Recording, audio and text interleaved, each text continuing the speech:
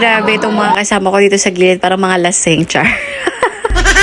Pagkatapos nga namin magkantahan dyan, ay may mga kumanta dyan ng mga kabataan na kalalakihan, ay ito naman, nagkaroon kami ng maliit na video presentation para sa Macabenta family. Kasi nga today, September 8 yung kanilang flight papunta na sa Ireland. Wow naman.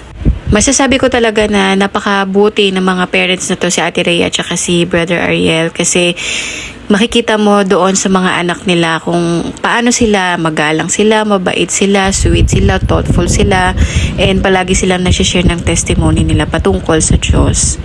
Pagkatapos manood ng video presentation para sa Macabenta family ay nag-dinner na kami. Tapos umuwi na rin kami agad. Konting tulong lang sa paglilinis syempre. Pagkatapos nagtapon kami ng basura ng aking husband. Tapos dumaan kami dito sa Happy Cup.